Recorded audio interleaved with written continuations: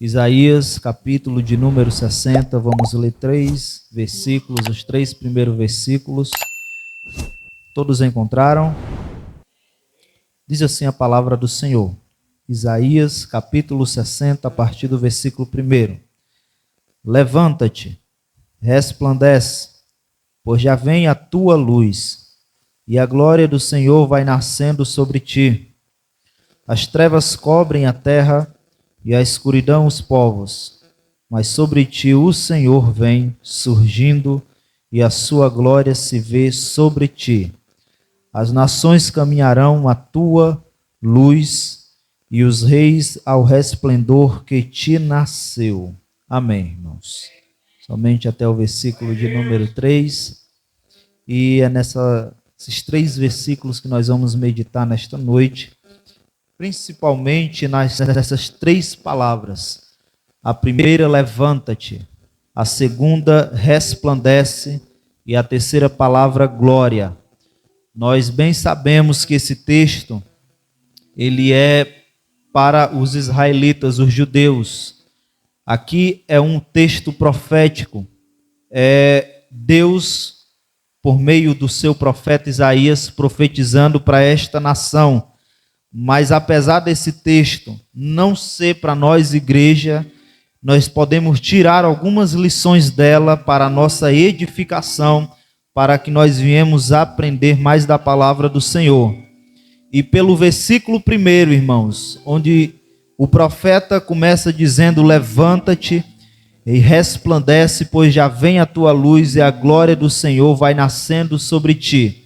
Por esse versículo 1 do capítulo de número 60, dá a entender de que Jerusalém, ela está prostrada em vergonha e fraqueza, cercada por um tempo de miséria. Por este versículo nós conseguimos entender, porque o texto nos faz compreender de que Jerusalém é retratada como uma escrava cativa que está no seu luto, prostrada sobre o solo, com seu rosto em terra. Aleluia. Porém, o profeta Isaías, ele consegue ver e contemplar o momento em que Deus a ilumina por meio da sua luz. O profeta, ele consegue enxergar isso. E também ele vê o momento em que Deus ordena para que Jerusalém se levante. Louvado seja o Senhor Jesus Cristo, aleluia. É nesse momento, quando Isaías vê a luz de Deus iluminando Jerusalém, que ele brada, inspirado pelo Espírito Santo, ele brada dizendo: levanta-te e resplandece, aleluia. Isso, irmãos, estas palavras é uma convocação divina para o esplendor transformador de Deus sobre esta nação. Sião aqui, Jerusalém, ela é chamada para se reerguer, para se erguer-se do seu estado de prostração. Ela é chamada aqui nesse momento para abraçar a glória que em Deus é sua. Nesse chamado, irmãos, esse chamado para Jerusalém é um chamado para uma vida de poder, uma vida revestida de poder pelo Espírito de Deus, para brilhar com uma beleza que não provém de si mesma, aleluia. A Jerusalém, Deus está dizendo por meio do profeta: você vai brilhar, vai vir uma luz sobre ti, mas não se esqueça, essa luz não provém de si mesmo, de ti mesma. Essa beleza que os outros povos vão ver em ti, não é de ti mesma, é eu que estou te dando, é eu que sou a fonte, aleluia. Da mesma maneira, irmãos, tudo que nós temos, talentos e dons, não provém de nós mesmos, e nós não devemos esquecer que a fonte é Deus, é Ele que partilha, é Ele que dá, e se necessário Ele tira. Louvado seja o Senhor Jesus. E Deus, ele vai dizer, por meio do profeta Isaías: levanta-te.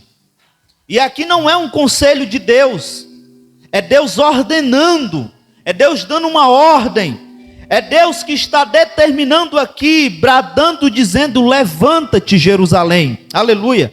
E por meio da Bíblia, tanto no Antigo Testamento como no Novo, nós vamos ver várias vezes Deus ordenando ao seu povo, aos seus servos, para que se levante. No Novo Testamento não é diferente. Jesus várias vezes está estendendo a mão e ordenando para aquele que está caído, prostrado, se levante, aleluia. Nós vamos ver, irmão, por exemplo, no livro de Josué, o povo havia acabado de perder uma batalha para a cidade de Ai, uma cidade pequena. Eles haviam perdido uma batalha do qual a vitória já era certa. Por quê? Porque o povo havia pecado. Aliás, um homem havia pecado, mas o povo estava sofrendo a consequência. Havia maldição no meio de Israel. Um homem havia levado maldição para debaixo da sua tenda. Quando eles perdem, Josué não entende o motivo. Ele vai orar ao Senhor. Ele se dobra, ele põe o rosto em terra e começa a orar a Deus. Sabe o que é que Deus vai falar para Josué? Está em capítulo 7, versículo 10. Levanta-te, porque estás prostrado assim sobre o teu rosto? Josué, agora não é hora de orar. A hora de orar já passou. Agora é hora de tomar uma providência, porque tem pecado no meio do meu povo. É hora de tu se levantar e tomar uma atitude para resolver essa situação. Muitos de nós queremos ver resultado, mas poucos têm a atitude de buscar esse resultado. Às vezes a gente só ficamos sentados esperando alguma coisa, uma bênção cair do céu, quando Deus está querendo que nós nos levantemos e vá buscar também fazer a nossa parte, aleluia. Quer ver mudança dentro do lar? Então tome atitude, louvado seja Deus. Quer ver resultado? Então tome uma atitude. Louvado seja o Senhor Jesus.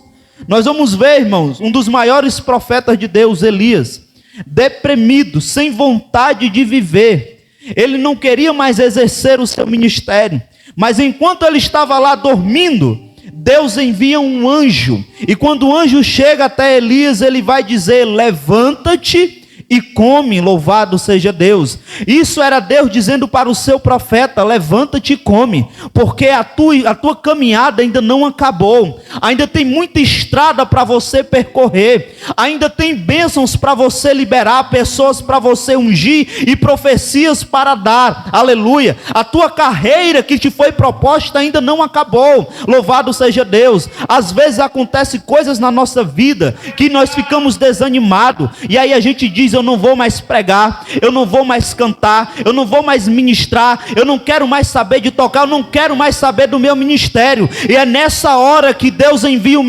mensageiro e diz: levanta-te e come, porque a tua carreira ainda não acabou, ainda não foi completa, aleluia. E todas as vezes, irmãos, quando nós ouvirmos isso, levanta-te e come, é naquele momento em que Deus traz uma providência para a nossa vida. Quando nós olhamos um para o lado e para o outro e não vemos mais saída, aí Deus chega com a providência. Isso aí é o céu investindo em você, e Deus dizendo que ainda não acabou, aleluia.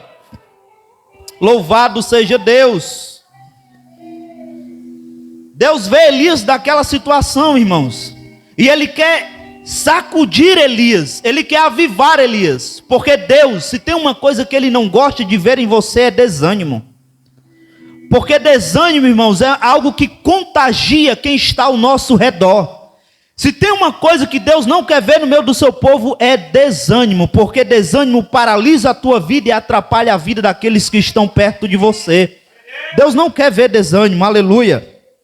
E Jesus Cristo, irmãos, no Novo Testamento, mesma coisa, vemos várias vezes Ele ordenando: levanta-te, Ele estendendo a mão. Como por exemplo, Ele levantou a sogra de Pedro. Nós vemos que Ele ordenou ao paralítico de Cafarnaú: levanta-te e anda. Da mesma maneira, o paralítico de Betesda: levanta-te, toma o teu leito e anda, louvado seja Deus. Ao homem da mão mirrada, Ele disse: levanta-te e vem para o meio. A filha de Jairo, que estava morta, Ele disse: levanta-te. A filha da viúva, Ele também disse: levanta-te. e o defunto se levantou e logo começou a falar. Ao cego de Jericó ele também disse: levanta-te. Ele curou 10 leprosos, somente um voltou para agradecer enquanto estava prostrado. Jesus disse: levanta-te e vai se apresentar aos sacerdotes. Lá no monte da transfiguração, Jesus disse para Pedro, Tiago e João: levantai-vos e não temeis. Aleluia. Em Apocalipse capítulo 1, João, quando ele vê Jesus glorificado, está escrito no versículo 17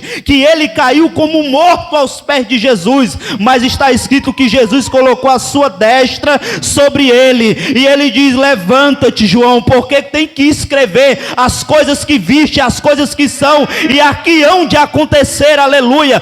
Pode ser que tenha pessoas que entraram aqui hoje igual João, no estado de João, quase morto, veio se arrastando, mas a destra do Senhor hoje vai te tocar e vai te reerguer, vai te levantar e vai te fortalecer, lhe trazendo vida. Aleluia. Louvado seja Deus. Não, Jesus não quer ver nós caídos, irmãos, prostrados na miséria, não. Caído vai ficar aquilo que está tentando nos puxar para baixo. Caído vai ficar o diabo e todas as suas artimanhas e armadilhas. Caído vai ficar todo vício. Caído vai ficar todo pecado. Caído vai ficar toda a corrente. Mas o povo de Deus tem que ficar de pé e permanecer de pé. Aleluia. E aproveitando, irmãos, que eu falei aqui do paralítico de Cafarnaum, aliás, de Betesda, João capítulo de número 5, quando Jesus ordena aquele homem: levanta-te, toma o teu leito e anda, está escrito na Bíblia que quando ele passou no meio dos fariseus e dos religiosos, aqueles homens olharam para o paralítico, como era um dia de sábado. Ele diz: é sábado, e tu carregas o teu leito, tu carregas a tua cama? Porque não podia. E eles se incomodam porque o paralítico está carregando a sua cama num dia de sábado. Sabe o que é que nós aprendemos com isso, irmãos? É que tem pessoas que nunca se importou em te ajudar quando você mais precisava. Tem pessoas que nunca olhou para você quando você mais precisou. Aqueles homens nunca chegou do lado daquele paralítico, está esperando a água se movimentar, né? Pois eu vou ficar aqui do teu lado, para quando se movimentar eu jogar você lá no tanque. Nunca fizeram isso por ele, mas no dia em que ele foi curado, se incomodaram. Aleluia. Porque tem gente que não se importa com a nossa dor, mas no dia em que Deus nos abençoa, ele quer se incomodar com a nossa bênção. No dia em que Deus faz milagre na nossa vida, ele fica incomodado. Sabe qual é a resposta do paralítico para aqueles religiosos? Aquele que me mandou levantar e carregar a minha cama, foi ele que me curou.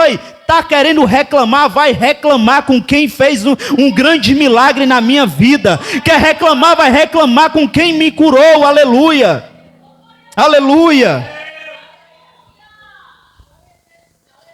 E essa palavra aqui, irmãos, no versículo 1 do capítulo 60, levanta-te. No original ele não é simplesmente levanta-te. Significa isso, mas tem algo a mais. Essa palavra, irmãos, levanta-te, ela também traz o sentido de não somente levantar, mas aquele que foi levantado, aquele que o levantou, ele também dá a força para permanecer de pé. Essa palavra significa não apenas se levantar, mas se levantar e manter-se. Significa levantar e ser estabelecido. Aleluia. Deus, ele não somente levanta, mas ele faz com que você permaneça de pé. É ele que te estabelece. E se é Deus que te levanta, quem é o corajoso para tentar te derrubar? Aleluia. Se é ele que te levanta, irmãos, quem é que vai tentar te derrubar? Aleluia. Davi, ele sabia muito bem, ele entendia isso. É por isso que no Salmo de número 51, no verso de número 12, ele vai dizer: Senhor, torna a dar-me a alegria da tua salvação e sustém-me com o espírito voluntário. Davi havia pecado contra Deus, e ele, arrependido, orando em forma de canção, ele diz: Senhor, eu pequei, estou arrependido, me levanta de novo, mas não somente me levanta, mas me sustenta. Aleluia. Porque Davi, ele sabia que o homem é falho. podia cair de novo, podia escorregar de novo. Então Davi está dizendo: não somente me levanta, Senhor, mas me sustenta com um espírito voluntário. Salmo de número 40, verso de número 2. Tirou-me de um lago horrível, de um charco de lodo, pôs os meus pés sobre uma rocha e firmou os meus passos. É Deus que levanta, é Deus que estabelece, é Ele que firma os teus passos. Aleluia. Levantai-vos, levanta-te, resplandece, pois já vem a tua luz e a glória do Senhor vai nascendo sobre ti. Efésios capítulo de número 5, versículo de número 14, está escrito: desperta, tu que dormes, e levanta-te dentre os mortos, e Cristo te iluminará.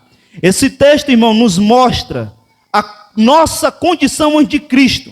Ele nos mostra a nossa condição, que é descrita em termos de sono, de morte e de trevas. Ora, se o autor, que é o apóstolo Paulo, quando ele está escrevendo, ele diz: levanta-te, ó tu que dormes, é porque a nossa condição era de sono.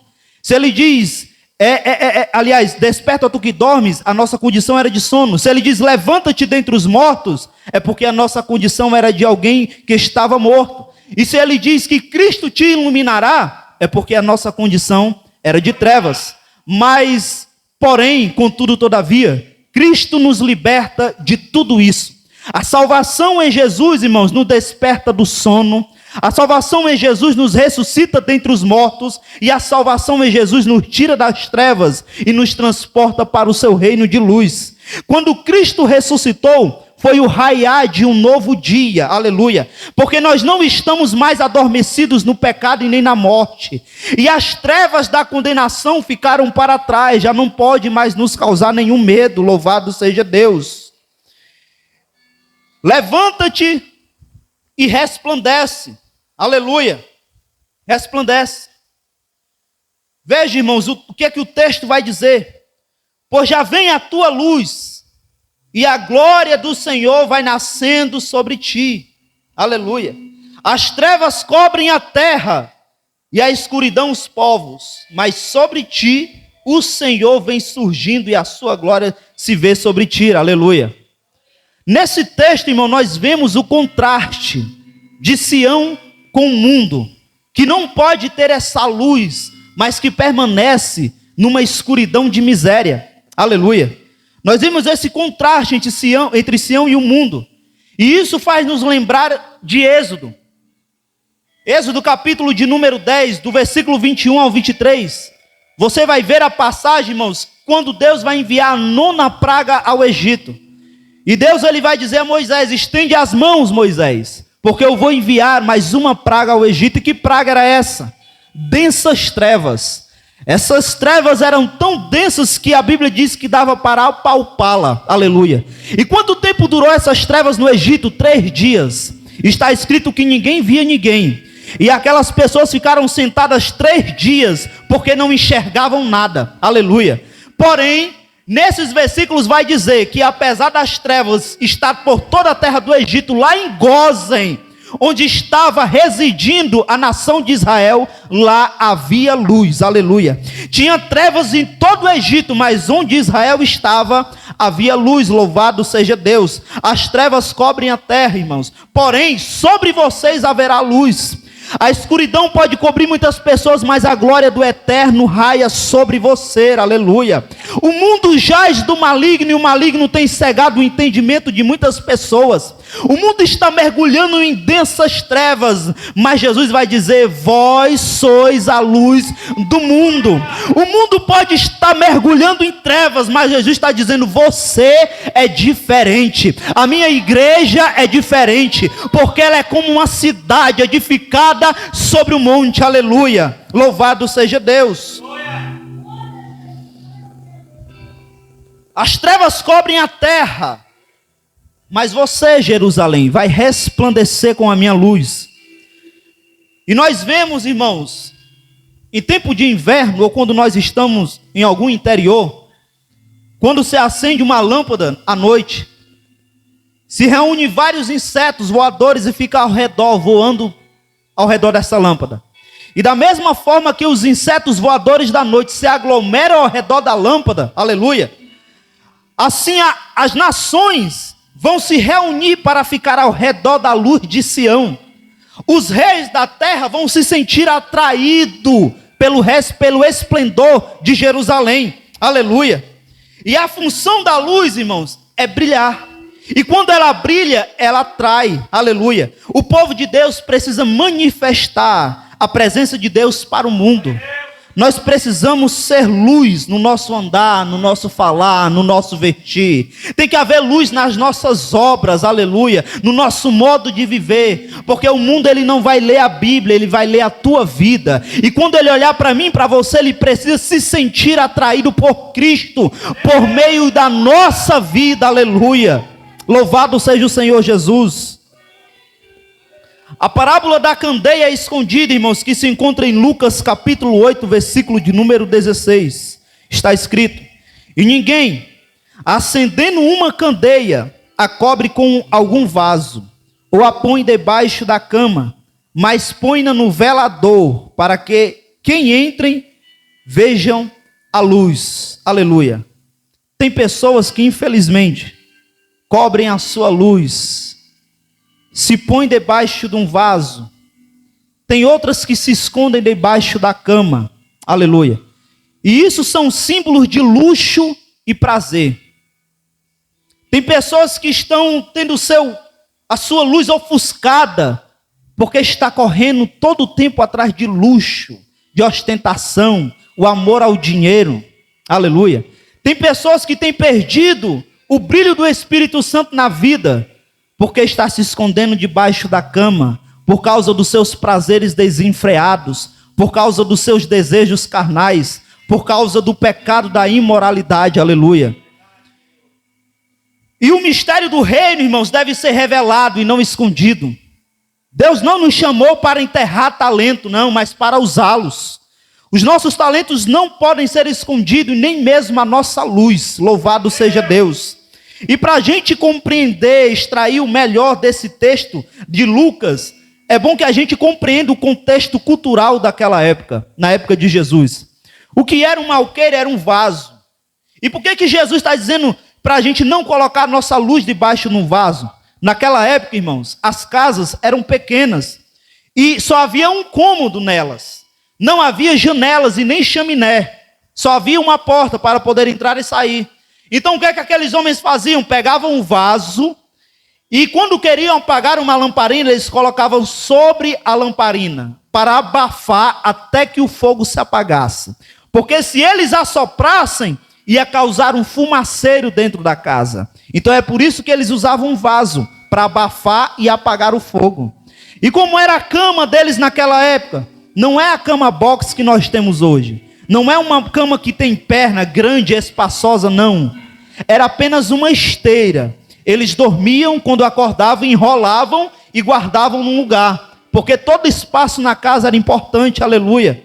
Então quando Jesus está dizendo assim, ninguém deve colocar uma lamparina debaixo de uma cama. Ora, irmãos, se colocasse uma lamparina debaixo de uma esteira como essa, provavelmente ia acontecer um incêndio na casa. Provavelmente. E eu estava refletindo sobre isso e comecei a entender o motivo do qual, quando um crente ele vai tentar esconder a sua luz debaixo da cama, quando um crente ele acaba caindo num pecado de prostituição, e quando eu falo prostituição, eu falo todo tipo de imoralidade, o motivo do qual causa tanto escândalo, o motivo do qual causa tanto alvoroço, as famílias ficam perturbadas, o casamento é destruído, é porque quando um vaso, quando, irmãos, uma lamparina de Deus se coloca debaixo da cama, ele causa incêndio, aleluia, um incêndio no mau sentido, é por isso que causa tanto escândalo. Tem gente, irmãos, que está se escondendo debaixo de vaso, está sendo abafado pelas coisas do mundo. Tem tempo para tudo, mas não tem tempo para Deus. Tem tempo para tudo, mas não tem tempo para orar, para ler a Bíblia. Ainda quer que a luz de Cristo brilhe sobre ele, não tem como. Está abafado pelas coisas do mundo. Louvado seja o Senhor Jesus. E a ideia, irmãos, aleluia, que Jesus quer nos passar aqui é para nos ensinar que precisamos nos posicionar no lugar certo. teto, não é debaixo da cama e nem debaixo do vaso, é num lugar alto para que a gente possa alumiar o maior possível no ambiente que a gente se encontrar, aleluia. Jesus quer que a gente se posicione para cumprir o nosso propósito para o qual nós fomos chamados, aleluia. A lâmpada, irmãos, ela tem que ser posta no velador, a fim de que todos que entrem na casa possam ver a luz. O destaque não é da lâmpada, aleluia, mas sim da luz que ela emite. Quando a gente for, irmãos, subir para algum lugar onde Deus nos colocar, o destaque não é nosso. O destaque não é nosso, mas é de Cristo, que está refletindo a sua glória por meio da nossa vida, aleluia. Levanta-te e resplandece, pois já vem a tua luz e a glória do Senhor vai nascendo sobre ti. A glória. No passado, irmãos, Deus havia habitado no tabernáculo, mas ele saiu de lá por causa do pecado de Israel. Depois ele passou a sua glória, passou a habitar no templo de Salomão. Mas os judeus, eles se viraram para os ídolos, e então Deus também se retirou do templo. Depois a glória de Deus veio para Israel na pessoa de Jesus Cristo. Mas a nação pregou a glória de Deus na cruz do Calvário, aleluia. E hoje a glória habita no meio da sua igreja. E não falo do concreto, dos tijolos desse templo, porque Deus não habita em templo feito por mãos de homens. Mas eu falo desse templo que é você e que sou eu, aleluia. É nesse templo que a glória de Deus agora está habitando, louvado seja o Senhor Jesus Cristo. Mas vai chegar um dia em que Ele vai revelar a sua glória para toda a terra. E vai ser na segunda vinda dEle, louvado seja o Senhor Jesus. No princípio, irmãos, no começo, Israel ele buscava glorificar-se associando-se com as nações majestosas e poderosas. Ao invés de Israel servir de exemplo para as nações vizinhas olhar para ela e dizer, eu quero servir o Deus que eles servem. Israel, ele fazia o contrário. Ele olhava para as nações e passava a seguir os deuses falsos dele. Nessa busca de Israel por glória, eles acabaram sendo humilhados, porque deixaram abandonar o único Deus verdadeiro para seguir a deuses falsos. A glória, irmãos, pertence exclusivamente a Deus. É o que nós lemos em Isaías 42, versículo 8. Eu sou o Senhor, este é o meu nome. A minha glória, pois a outro não darei, nem o meu louvor às imagens de escultura. Escute, Deus está dizendo, a minha glória eu não darei a ninguém, e nem vou reparti-la com nenhum ídolo, nenhuma imagem de escultura. Mas o Senhor prometeu que de alguma maneira iria compartilhar a sua glória com o seu povo, aleluia. Ele não partilha a sua glória com um ídolo, porém tenciona em partilhá-la com o seu povo. João capítulo de número 17, versículo de número 22. Aqui é Jesus falando. E eu dei-lhes a glória que a mim me deste, para que sejam um como nós somos um. Aleluia, irmãos. Toda a glória foi proporcionada a Jesus. E o Filho de Deus, agora, ele estende essa glória para os outros filhos de Deus. E quem é os filhos de Deus? É todo aquele que crê em Jesus Cristo. Aquele que crê em Jesus Cristo se torna filho de Deus por adoção do Espírito Santo. E começa a compartilhar da glória que Deus Pai deu para o Deus Filho. Aleluia. A glorificação, irmãos, garante a unidade da igreja. A igreja hoje é unida, é sinal porque a glória de Deus habita no meio do seu povo. Louvado seja o Senhor Jesus. Jesus está dizendo, eu dei-lhes a glória que a mim me deste, Senhor. A glória de ser embaixador de Jesus Cristo aqui na terra. A glória, irmãos, de operar milagres e maravilhas no meio do seu povo. A glória de receber os dons espirituais. A glória de ter intimidade com Deus Pai. Tudo isso é glória. Tudo isso é glória compartilhada por Jesus Cristo. Romanos capítulo de número 8, versículo 17. E se nós somos filhos, somos logo herdeiros também.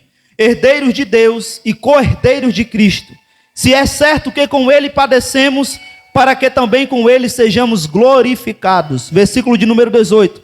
Porque para mim tenho por certo que as aflições deste tempo presente não são para comparar com a glória que em nós há de ser revelada. Aleluia. Somos herdeiros de Deus e co-herdeiros de Cristo. E se nós vamos sofrer assim como Cristo sofreu, não se preocupa, porque a glória que nos aguarda é muito maior do que qualquer sofrimento que essa terra pode nos fazer. Aleluia. Louvado seja Deus.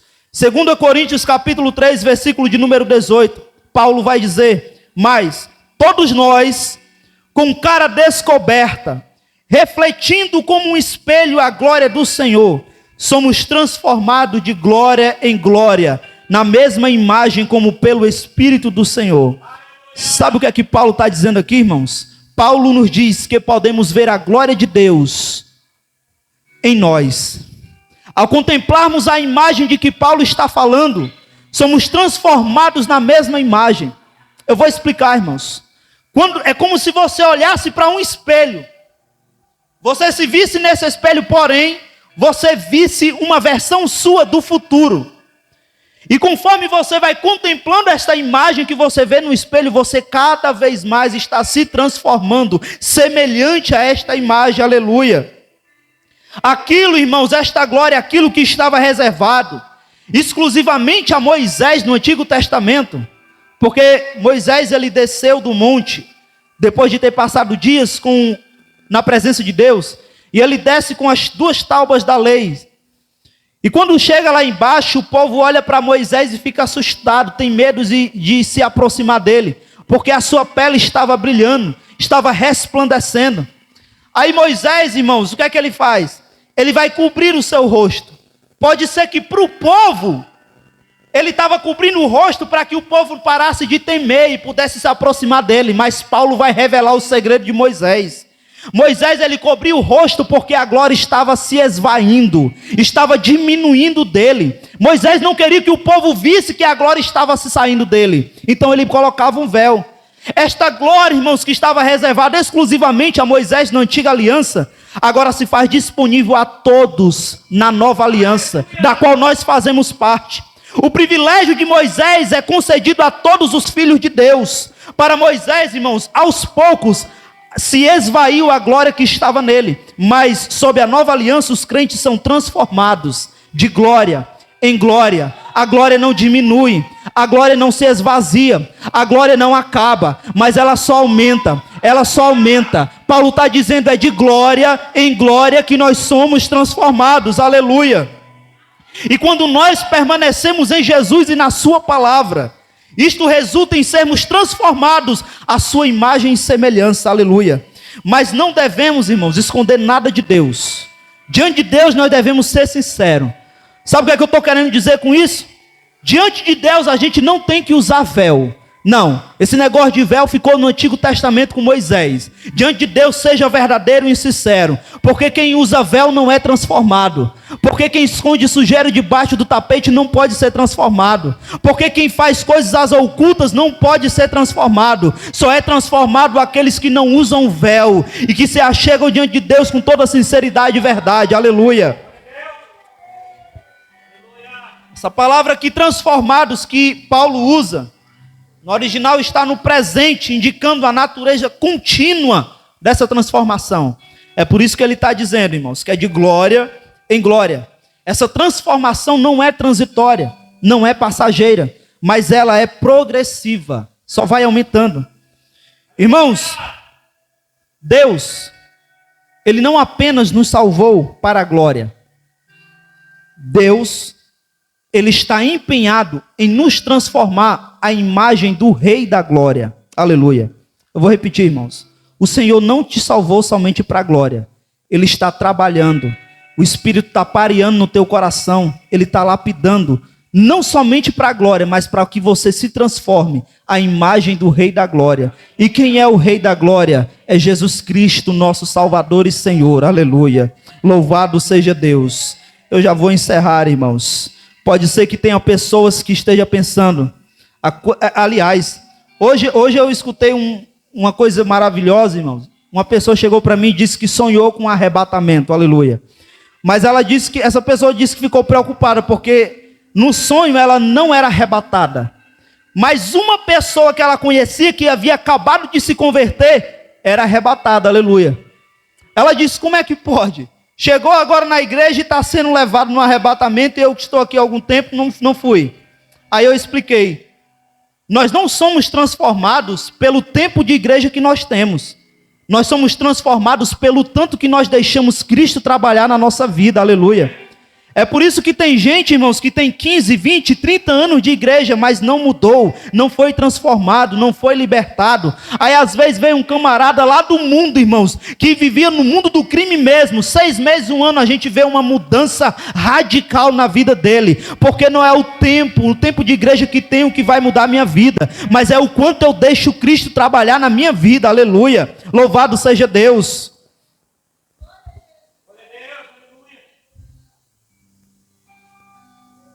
Jesus Cristo, irmãos, ele bradou na cruz do Calvário, está consumado.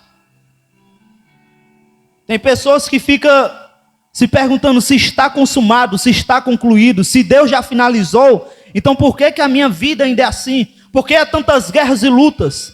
É porque quando Cristo ele bradou, está consumado, ele estava dizendo que ele havia feito, ele havia realizado um trabalho feito por nós, aleluia. Porque quem era para estar na cruz era eu e você. Quem era para ter sofrido era eu e você por causa dos nossos pecados. Mas Jesus ele fez esse trabalho por nós. Agora o trabalho em nós, ele continua realizando todos os dias. Todos os dias ele está fazendo esse trabalho em nós, aleluia.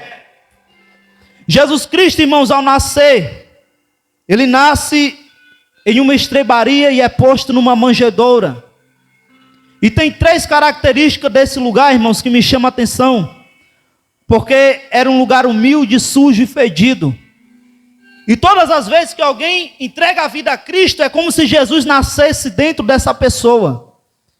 E assim como lá, naquele lugar onde ele nasceu, lá em Belém, era sujo, humilde e fedido, quando ele nasce dentro de uma pessoa, tem as mesmas 3 características. A pessoa é suja, é humilde, é fedida, aleluia. Só que há uma diferença desses 2 lugares. É que lá na estrebaria, lá naquela manjedoura, Jesus saiu para crescer fora de lá. Mas quando ele nasce dentro de mim e de você, ele não nos abandona. A vida, a nova vida de Deus vai crescendo dentro de nós. Aquilo que estava sujo, ele vai limpando. O que tinha odor, ele vai trazendo uma nova essência. O que estava bagunçado, ele vai organizando. Mas de nós, ele não desiste nem nos abandona. Louvado seja o nome do Senhor Jesus Cristo, irmãos.